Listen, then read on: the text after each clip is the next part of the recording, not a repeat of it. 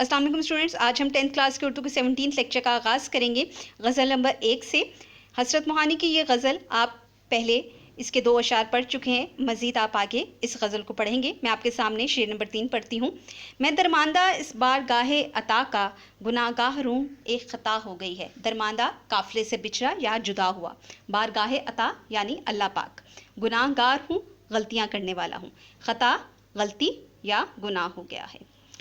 اب اس شعر میں شاعر کہتے ہیں کہ انسان خطا کا پتلا ہے، جانے انجانے میں اس سے خطائیں سرزد ہو جاتی ہیں، جس کا ادراک ہوتے ہی انسان اس پختہ عقیدے کے ساتھ کہ اللہ اسے معاف کر دے گا، اس سے معافی کا طلبگار ہو جاتا ہے۔ شاعر کہتے ہیں کہ میں نے بھی جوانی کے جوش، طاقت کے نشے اور عقل کے بھروسے پر صراط مستقیم کو بھلا دیا، لیکن اے میرے مالک تو سرچشمہ ہدایت ہے، میں گناہوں کے بوجھ تلے دبا ہوں لیکن تیری بارگاہ میں حاضر ہوں۔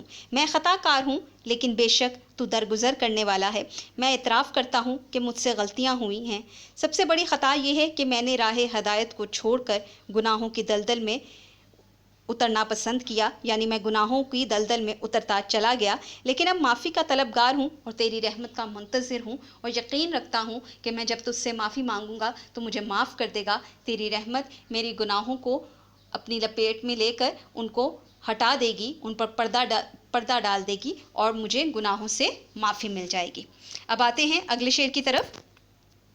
تیرے رتبہ داں محبت کی حالت، تیرے شوق میں کیا سے کیا ہو گئی ہے۔ رتبہ یعنی درجہ۔ اب یہاں پر بات کر رہے ہیں کہ ایک عاشق کے بغیر محبوب کا حسن کوئی معنی نہیں رکھتا، یعنی جب تک ایک عاشق ہی موجود نہیں ہوگا، محبوب کے حسن کو کون سراہے گا۔ عاشق محبوب کے حسن کی اصل قدر و قیمت جانتا ہے، یہ اس کی نظر کا کمال ہے کہ محبوب کے حسن کو خود ہی نکھارتا ہے، اور جب محبوب کو اپنے حسن کا ادراک ہو جاتا ہے تو عاشق کے مقدر میں صرف قرب رہ جاتا ہے۔ اس شعر میں شاعر کہتے ہیں کہ اے میرے محبوب، اپنے رتبے کو پہچاننے والے عاشق کی حالت کو دیکھ کہ وہ تیری توجہ پانے کے لیے، تجھ سے جواباً محبت پانے کے لیے کس قدر تڑپتا ہے۔ اس کی حالت کیا سے کیا ہو گئی ہے، تو دیکھ کہ تیری محبت میں کیا حال ہو چکا ہے۔ میں دنیا سے بیگانہ ہو چکا ہوں، میں نے تو تیرے عشق کی تعریف کی، میں نے تو تیرے حسن کو سراہا، لیکن تو اپنے حسن کو سراہے جانے کے بعد اتنا مغرور ہو گیا کہ تو نے میری طرف دیکھنا ہی بند کر دیا، تو نے مجھے ہی نظر انداز کرنا شروع کر دیا، اور تیرے نظر انداز کرنے کی وجہ سے آج میری یہ حالت ہے کہ میں خود سے بھی بیگانہ ہو گیا ہوں۔ اب آخری شعر کی طرف آتے ہیں۔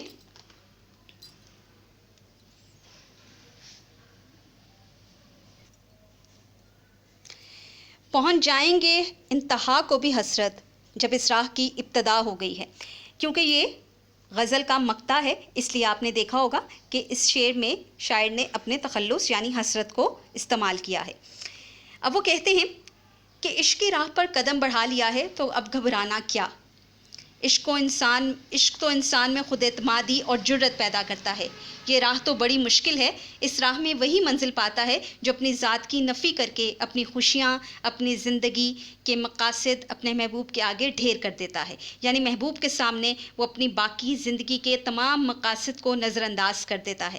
اس کو صرف اور صرف اپنے محبوب کا خیال ہوتا ہے، وہ صرف اس کی رضا کا حصول چاہتا ہے اور اس کی خوشی کا آرزو مند رہتا ہے۔ اس راہ پر چل نکلے ہیں تو حسرت یقیناً وہ بھی انتہائی مقام آ ہی جائے گا، وہی انتہائی مقام ہم دیکھ بھی لیں گے جہاں صرف اور صرف عاشق کی نظر میں محبوب کی شبیہ رہتی ہے اور اس میں کھو کر بیگانہ ہو جاتا ہے۔ یعنی شاعر اس بات کے آرزو مند ہیں اور اس بات کا یقین رکھتے ہیں کہ ایک نہ ایک دن تو اس کا عشق اس انتہا پر پہنچ جائے گا کہ اس کے محبوب کو اس کے عشق کا اعتراف کرنا پڑے گا، اس کے عشق کو ماننا پڑے گا، اور ایک دن عاشق کو اس کی وہ خوشی حاصل ہو جائے گی جس خوشی کو پانے کے لیے وہ اپنے آپ سے بھی بیگانہ ہو چکا ہے، وہ اپنی زندگی کے مقاصد بھی بھول چکا ہے۔ تو اس غزل کو مکمل طور پر آپ نے پڑھا، سمجھا، اب اس کی تشریح آپ لوگ اپنے کاپی پر لکھیے۔